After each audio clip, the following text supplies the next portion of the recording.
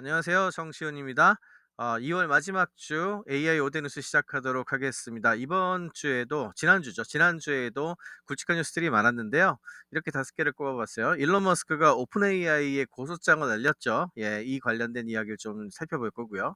두 번째는 마이크로소프트가 코파일럿 for 파이낸스와 관련된 코파일럿을 발표를 했는데 프리뷰 형태로 발표를 했어요. 그래서 내용 한번 좀 살펴볼 거고요.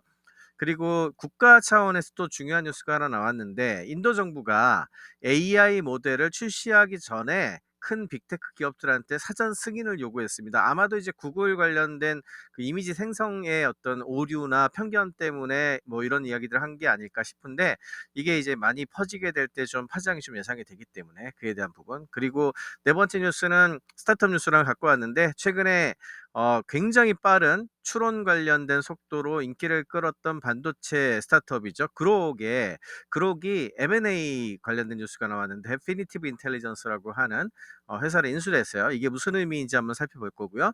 마지막으로 이것도 구글 뉴스인데 스택 오버플로우라고 스택 오버플로우 하면은 이제 개발자들이 코딩 관련된 거 질의응답 데이터가 제일 많은 데잖아요. 거기에 이제 API를 제공을 해서 제미나이 for 구글 클라우드에 이제 제공을 하기 시작을 한다. 그래서 4월 달에 뭔가를 할 것 같은데 이 내용을 한번 살펴보도록 하겠습니다. 일단 일론 머스크 뉴스 갖고 왔는데요. 일론 머스크가 오픈 AI하고 샘 알트만을 계약 위반으로 이제 고소장을 제출했다. 이런 내용입니다.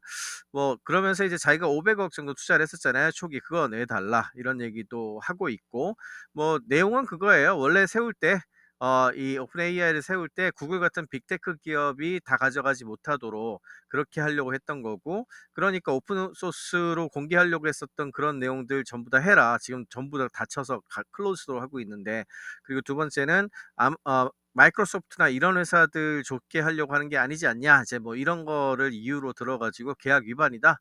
그러니까 다 내놓고 오픈해라. 뭐 이런 요구를 했다고 그래요.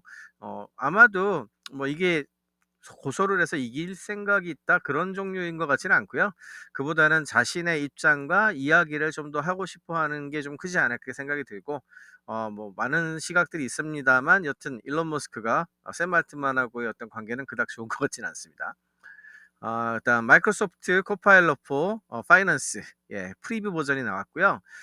이거 나오기 전에 세일즈라든지 서비스 파트 쪽에 쓸 수 있는 코파일럿이 이미 좀 나온 게 있거든요. 그것도 좀 쓰이고 있는데 이번에 발표한 파이낸스는 이제 프리뷰라서 뭐 저는 아직까지는 써보지는 못했습니다만 대략적으로 봤을 때는 엑셀이나 또는 뭐 관련 이제 파이낸스를 분석할 수 있는 여러 데이터들을 가지고 오게 되면 그거를 활용을 해서 이제 금융 관련된 재정적 인사이트를 알려준다든지 아니면은 비용을 줄일 수 있는 최적화된 어떤 그런 권고를 한다든지 그런 거를 해서 이렇게 의사결정을 내리기 되게 쉽게 해주고 있고 그리고 뭐 보시면은 이제 프로세스상의 코스트를 제거한다든지 뭐 단순화를 시킨다든지 생산성을 올린다든지 이렇게 이제 소위 얘기하는 기업의 CFO라든지 이런 매니지먼트 쪽에 있는 사람들이 관심 가질 만한 기능들을 넣어서 한 것 같아요. 가격은 뭐 월 얼마 정도 청구를 할 것 같은데 이제 마이크로소프트가 코파일럿의 버티컬 버전이잖아요. 이게 일종의 버티컬 버전들을 하나둘씩 내놓으면서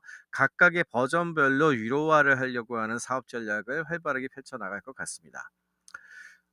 그다음으로 인디아 뉴스를 한번 보면은요. 인도 이제 로이터 통신 거 뉴스를 가지고 와 봤는데 인도 정부가 그 테크 기업들이 어 unreliable 그러니까 아직까지 검증되지 않은 도구 같은 거 자꾸 내놓는다 이렇게 생각을 하는 것 같아요. 그래서 그런 거를 출시하기 전에 사전에 우리 정부한테 검토도 받고 승인도 받아라. 뭐 우리 뭐 이제 FDA 같은 거 있잖아요. 식약청에 신약 출시하기 전에 "야 이거 부작용 없어?" 그런 거 검사하듯이 "그런 거 하자."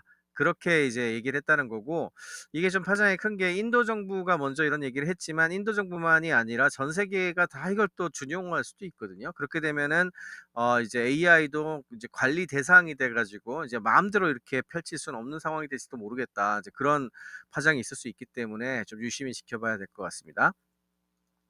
그다음에 그록이라고 하는 회사 지난 뉴스 중에 굉장히 빠른 속도의 추론을 했었던 반도체를 만드는 회사로 되게 유명해졌는데, 얘네가 데피니티브 인텔리전스라는 회사를 인수를 했어요. 인수 가액이라든지 이런 거는 밝혀지지 않았는데요. 이 회사가 지금 인수를 해서 뭘 하려고 하느냐, 데피니티브 인텔리전스의 코파운더하고 CEO인 써니 마드라라고 하는 사람이 그록 클라우드라고 해서, 그록이 단순히 반도체만 공급하는 게 아니라 클라우드 서비스를 통해서 일종의 GPU